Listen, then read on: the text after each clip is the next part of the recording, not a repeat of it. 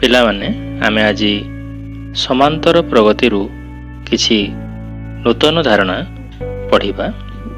ତାହେଲେ ଆମେ ଆଜି କ'ଣ ସବୁ ଆଲୋଚନା କରିବା ସେ ସମ୍ବନ୍ଧରେ ଜାଣିନେବା। ଆମେ ଆଜି ସମାନ୍ତର ପ୍ରଗତିର ସଂଜ୍ଞା ଜାଣିବା, ସାଧାରଣ ଅନ୍ତର ନିର୍ଣ୍ଣୟ କରିବା।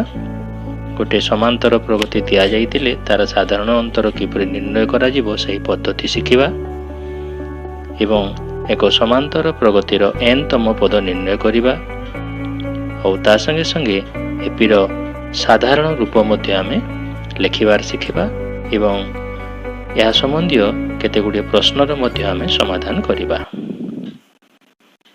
ତାହେଲେ ସମାନ୍ତର ପ୍ରଗତି କାହାକୁ କହିବା? କୌଣସି ଅନୁକ୍ରମର ପ୍ରତ୍ୟେକ ପଦରୁ ପୂର୍ବ ପଦର ବିଯୋଗ ଫଳ ସର୍ବଦା ସମାନ ହେଲେ ସେହି ଅନୁକ୍ରମଟିକୁ ସମାନ୍ତର ପ୍ରଗତି କୁହାଯାଏ। ତାକୁ ଆମେ ସଂକ୍ଷେପରେ AP କହୁ, କାରଣ ଇଂରାଜୀରେ ଏରିଥମେଟିକ୍ ପ୍ରୋଗ୍ରେସନ୍ କୁହାଯାଏ। ବିଯୋଗ ଫଳକୁ ସାଧାରଣ ଅନ୍ତର ବା କମନ୍ ଡିଫରେନ୍ସ କୁହାଯାଏ। ଏହାକୁ ସଂକ୍ଷେପରେ D ବୋଲି ସୂଚିତ କରାଯାଏ। ମନେକର ଆମେ ଗୋଟିଏ AP ନେଲେ ଯେଉଁଥିରେ କି ପଦ ଗୁଡ଼ିକ ହେଲେ T1, T2, T3, T4 ଏହିଭଳି n ସଂଖ୍ୟକ ପଦ ଅଛନ୍ତି। ତେଣୁକରି ଶେଷ ପଦକୁ ଆମେ Tn ଲେଖିଛୁ। ତାହେଲେ ଏହି ସମାନ୍ତର ପ୍ରଗତି ବା ଏହି APରେ D କିପରି ନିର୍ଣ୍ଣୟ କରିବା ଆସ ଦେଖିବା।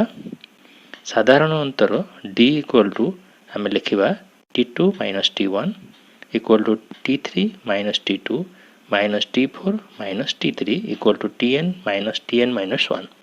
ଅର୍ଥାତ୍ ଆମେ ଏଠାରେ ପ୍ରତ୍ୟେକ ପଦକୁ ତା ପୂର୍ବ ପଦରୁ ବିଯୋଗ କରିଛୁ। ଦେଖ T2ରୁ ତା ପୂର୍ବ ପଦ T1କୁ ବିଯୋଗ କଲେ ଏବଂ T3ରୁ ତା ପୂର୍ବ ପଦ T2କୁ ବିଯୋଗ କଲେ, ସେହିଭଳି ଶେଷରେ Tnରୁ ତା ପୂର୍ବ ପଦ Tn - 1 n-ତମ ପଦରୁ n-1ତମ ପଦକୁ ଆମେ ବିଯୋଗ କରି ଏହି ଏପିର ସାଧାରଣ ଅନ୍ତର ନିର୍ଣ୍ଣୟ କଲେ। ତୁମେ ଯେତେବେଳେ ଖାତାରେ ଗଣିତ କଷିବ ସେହି ସମୟରେ ଅତି କମରେ ଦୁଇଟା କମନ୍ ଡିଫରେନ୍ସ ବାହାର କରିବ। ଏପିର T2 - T1, T3 - T2 କରିକି ତୁମେ D ବାହାର କରିବ।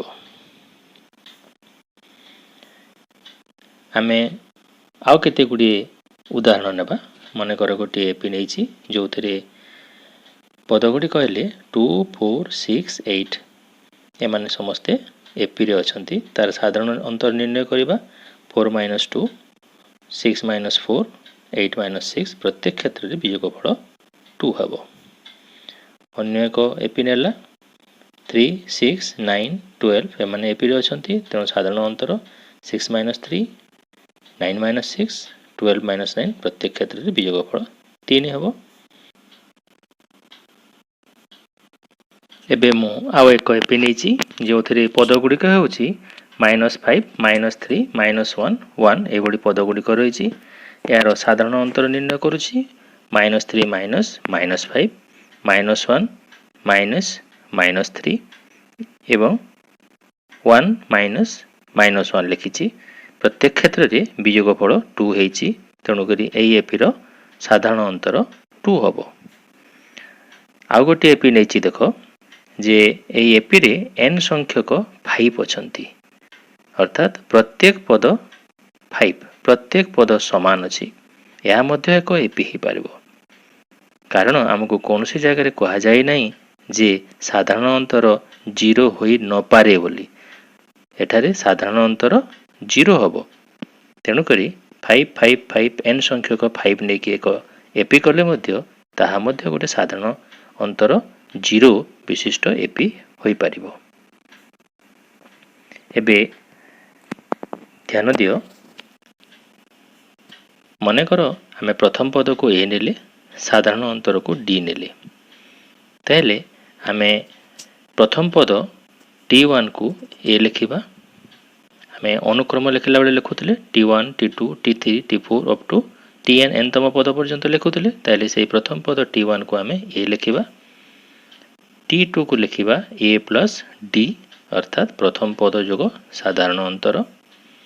T3କୁ ଲେଖିବା A ପ୍ଲସ୍ 2D अर्थात प्रथम पद जोग साधारण अंतर 2 गुण से भली T4 हेबो a प्लस 3d।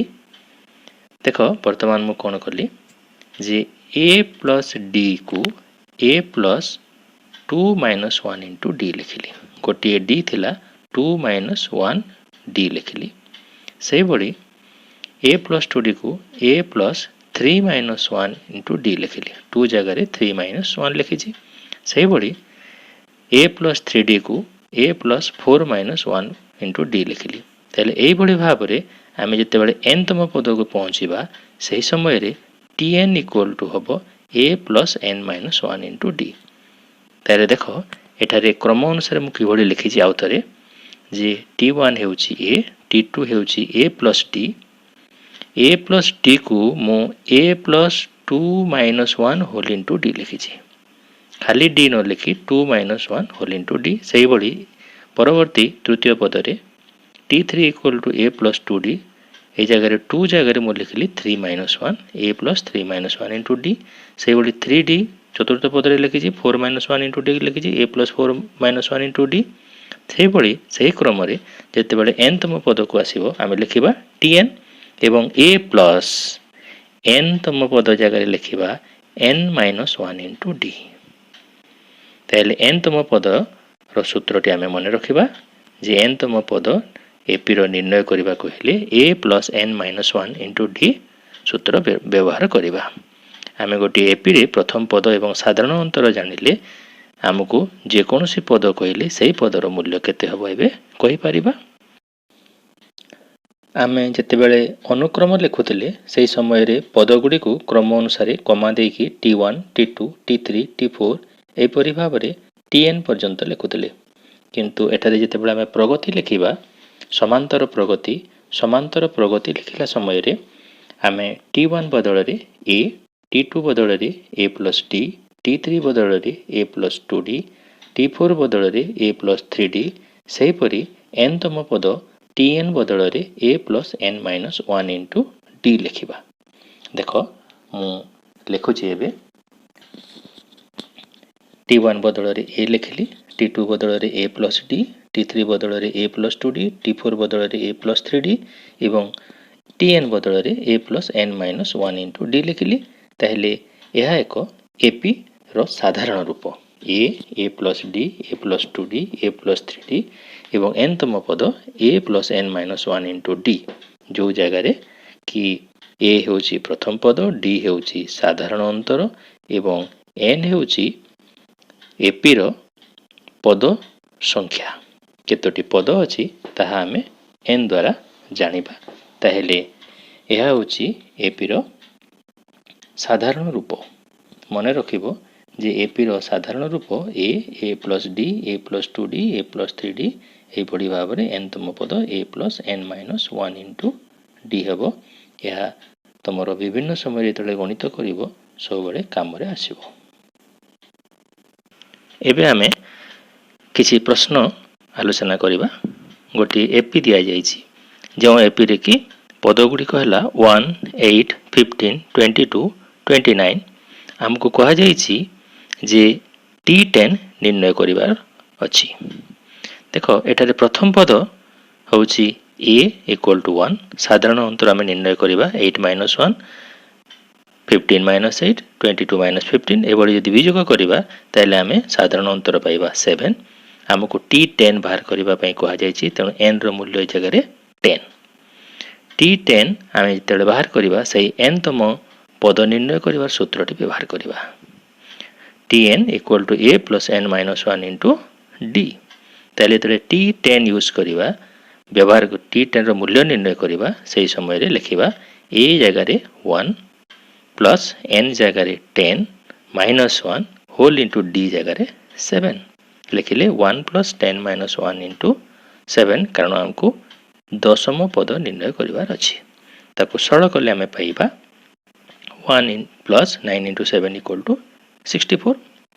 से भली हमें आ गोटे प्रश्न नैचु n तम पद ए जगह रे दिया जाइछि। n तम पद tn equal to 10n plus 5 हेले t8 केते हेबो एपी रो अष्टम पदर मूल्य केते हेबो ताको हमें निर्णय करिबा। देख tn equal to 10n plus 5 दि जाइए जितेबाला आम n रूल्य 1 स्थापन करवा आम प्रथम पद पाइबा तेणु प्रथम पद पाइबापी n जगार मु 1 स्थापन कली t1 इक्वल टू है 10 इंटू n न लिखि 10 इंटू 1 लिखी प्लस 5 इक्वल टू 15 जिते द्वितीय पद आम निर्णय करवा n स्थान रे 2 बसैबा देख t2 लिखिली 10 इंटू 2 प्लस 5 इक्वल टू 25 से ही भली आमे जितेबाला तृतीय पद बाहर करवा n जगार 3 लिखा t3 equal to 10 into 3 plus 5 equal to 35 पिला माने ध्यान दब जितेबाला भी तुमको कौन से निर्दिष्ट पदर मूल्य बाहर करिवार थिबो तुमको डी बाहर करबा कहले साधारण अंतर बाहर करबा कहले एक अनुक्रमर अति कम रे 3 गोटी पद निश्चय भाव रे निर्णय करिवो तापरे जाई साधारण अंतर निर्णय करिवो